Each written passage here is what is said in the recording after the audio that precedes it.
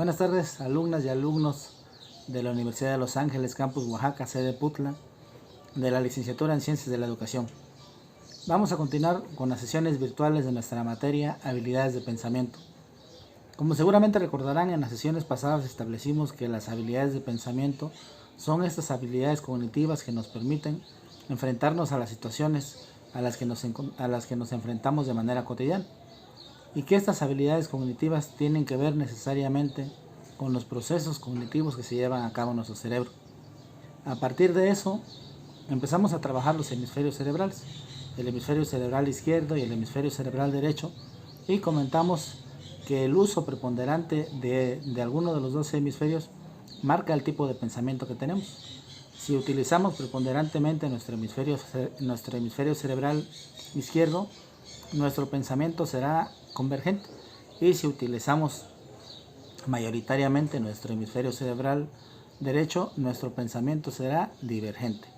En ese sentido, tratábamos de establecer la relación entre las habilidades de pensamiento y la escuela, y decíamos que uno de los retos que enfrenta la escuela es toda esta desbordante cantidad de información que hay, lo que hace muy difícil que la escuela pueda regresar al papel que tenía tradicionalmente de socializar determinados contenidos establecidos en una currícula. Y por lo tanto, ante esa imposibilidad de socializar esos contenidos curriculares, se ha priorizado el asunto de aprender a aprender, es decir, que el alumno sea consciente de su aprendizaje, y esto tiene relación directa con las habilidades de pensamiento. Otro de los trabajos acerca del funcionamiento de nuestro cerebro lo estableció Kohler. Kohler nos habla acerca de un cerebro triuno. Ese cerebro triuno tiene que ver con la evolución de la especie humana, y nos habla precisamente acerca de tres capas que se han ido superponiendo a través de la evolución. La primera capa es un cerebro reptil, que ahorita vamos a explicar más detalladamente. La segunda capa es un cerebro mamífero, y la última capa es el neocórtex. Pues bien, cada una de estas capas tiene que ver con un tipo de pensamiento, es decir, después de la recogida de la información, reaccionamos de manera distinta dependiendo de la característica de la capa que estemos empleando. Por ejemplo, la capa más básica, que sería la reptiliana, tiene que ver con estas cuestiones de nuestra rutina, es decir, con nuestro instinto de supervivencia, con la manera en cómo resolvemos cuestiones como por ejemplo el sueño, la alimentación. Tiene que ver con un instinto de inteligencia muy básico, ¿no? Estas son nuestras conductas inconscientes. Seguramente recordarán que hemos hablado que a veces nos dejamos ir en piloto automático, y cuando nos damos cuenta ya resolvimos varias cuestiones sin haber sido conscientes de ello. Aquí es donde entra este cerebro reptiliano. Acuérdense que decíamos que para poder romper con estas rutinas teníamos que ser conscientes de lo que estábamos haciendo. Y una de las cosas que proponíamos era tener algún objeto que nos funcione como clave de sol. Recuerden, sujeto, objeto y lugar. Y de esa manera, al ver un objeto que podría ser una pulsera, algún anillo, algo que nos llame la atención, recordaríamos ser conscientes de los procesos que estamos realizando para no dejarnos llevar por nuestro lado reptiliano. La segunda capa es el sistema límbico, o el cerebro de mamífero, y eso tiene que ver con nuestras emociones, con la satisfacción que tenemos en el trabajo, con la satisfacción que tenemos en el aprendizaje. Y un ejemplo muy básico sería, por ejemplo, cuando vemos una película que nos emociona, ahí el que entra en juego es este sistema límbico o cerebro mamífero. Y el último, que es la corteza cerebral o el neocórtex, es la capa más evolucionada, y en donde se llevan a cabo todos los procesos que tienen que ver con el pensamiento, como por ejemplo el razonamiento, el lenguaje y, lo más importante, la conciencia de nosotros mismos. Es en esta conciencia de nosotros mismos donde lo podemos relacionar con el aspecto educativo al referirnos a la metacognición, ¿no? Es decir, ser conscientes de nuestros procesos de aprendizaje. Margarita Kohler, en su libro Somos lo que pensamos, del año 2010, nos explica que el aprendizaje es una construcción sociocultural, y esto tiene mucha relación con algunos autores que ya hemos trabajado, como por ejemplo Vygotsky. Vygotsky establece que el aprendizaje, en tanto es una construcción humana, es un proceso sociocultural. Esto quiere decir que el aprendizaje no es algo que únicamente tenga que ver con los procesos cognitivos internos, sino tiene mucha relación con todo el contexto en el cual llevamos a cabo este aprendizaje. Es decir, no es el mismo aprendizaje para un niño en determinadas condiciones que para algún otro niño en condiciones más favorables o menos favorables para el aprendizaje. Este aprendizaje sociocultural necesita a fuerza tener determinados conocimientos previos. Cuando nosotros recibimos una información, esa información no llega a algún lugar en específico en nuestra estructura cognitiva, a un lugar en específico vacío, sino llega a establecer relaciones con otros conocimientos previos. Y el ejemplo más sencillo que hemos puesto es la pared de tabiques, ¿no? Los conocimientos previos son una hilera de tabiques que ya tenemos, y los conocimientos nuevos son la nueva hilera de tabiques que vamos superponiendo sobre eso. Esto quiere decir que sin conocimientos previos, lógicamente no podríamos relacionar la información que recién nos llega. Esto tiene relación también con lo expresado por Baez en el año 2015, que nos decía que el acto mental es un conjunto de operaciones mentales que nos ayudan a resolver un problema, y la dividía en tres fases: la fase de entrada, el desarrollo y la salida. En la fase de entrada se recibe toda la información pertinente de acuerdo al tema. En el desarrollo, por medio de nuestras habilidades mentales, de nuestros procesos cognitivos, relacionamos la información, y en la fase de salida emitimos una respuesta. Y el ejemplo que les voy a poner es el problema que resolvieron ustedes respecto a calcular el volumen de un cuerpo irregular, ¿no? Y varios de ustedes lo encontraron de diferentes maneras, y una de esas maneras era sumergir el objeto dentro de un recipiente con agua.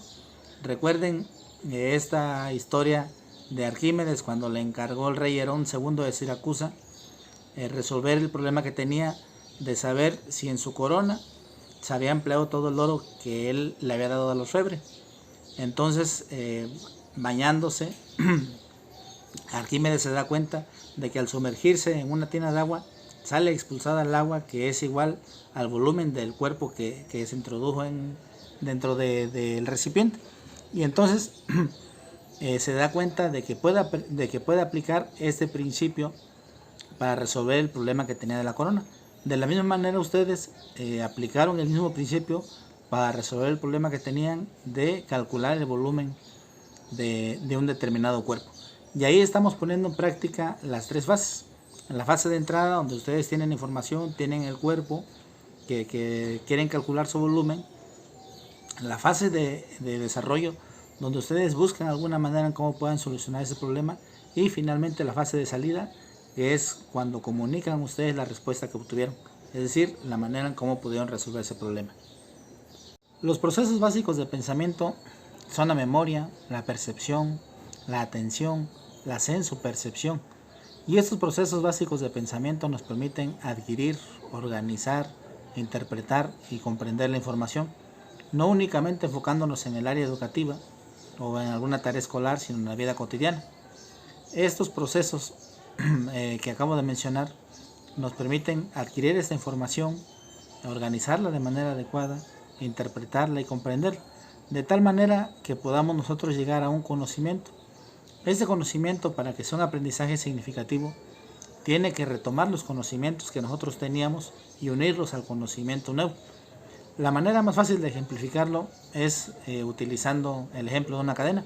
Los conocimientos antiguos son un eslabón de una cadena, y los conocimientos nuevos tienen que encontrar la manera en cómo relacionarse con esos conocimientos. Esto significaría que el aprendizaje no es irrelevante, ¿no?, sino que ya se ha convertido en un aprendizaje significativo, lo que nos llevaría a desarrollar nuevas competencias. Uno de estos procesos básicos de pensamiento es la atención, que significa la capacidad de concentrar nuestra actividad mental en algo que nosotros estamos llevando a cabo, en leer un libro, en poner atención en clases, en ver una película, en cualquier actividad que nosotros llevemos a cabo día a día. Y esta atención tiene algunas características, como por ejemplo la selección de la información. Cuando nosotros estamos viendo o haciendo alguna actividad, voy a poner un ejemplo, cuando nosotros estamos viendo una película, nuestra atención está centrada en la película, pero al mismo tiempo de ver la película están pasando cosas a nuestro alrededor y nuestra atención tiene que ver, o esta cuestión de la selección de la información tiene que ver con centrar nuestra atención en la película que estamos viendo y discriminar qué es lo importante de lo que está pasando. Si por ejemplo pasa algo importante, quitamos la atención de la película y atendemos eso que está pasando. Pero si no es muy importante, nuestra atención como que la hace un poquito menos al estímulo que estamos recibiendo. Eso es lo que se refiere a la selección de la información. Otra de las características es la capacidad limitada de atención. Es decir, nuestro cerebro discrimina y únicamente tenemos la capacidad de atender determinadas cosas de todo lo que está pasando. Otra de estas características es el mecanismo de alerta. Y el ejemplo muy sencillo es, por ejemplo, cuando damos clase y hay algún punto importante y queremos remarcar, generalmente lo hacemos de manera verbal a los niños pidiendo la atención, ¿no? O en el atletismo, por ejemplo, a los niños cuando van a empezar a correr, se les marca en sus marcas, listos, fuera, ¿no? Y al escuchar esos, la llamada preventiva, se dispara el mecanismo de alerta. Es lógico pensar que la atención no es una atención que se pueda mantener por mucho tiempo, pero hay que hacer algunas consideraciones respecto a que esta atención tiene que ver con el interés que nosotros sentimos por alguna actividad. Por ejemplo, en la docencia a veces tenemos problemas con algún niño que no guarda o no tiene tanto lapso de atención, sino a los 5 minutos de empezar una actividad ya se empieza a distraer. Pero ese mismo niño puede estar 2 horas viendo una película que le llame la atención. Es decir, el lapso de atención que nosotros tenemos como individuos tiene relación directa con el interés que nos genera esa actividad.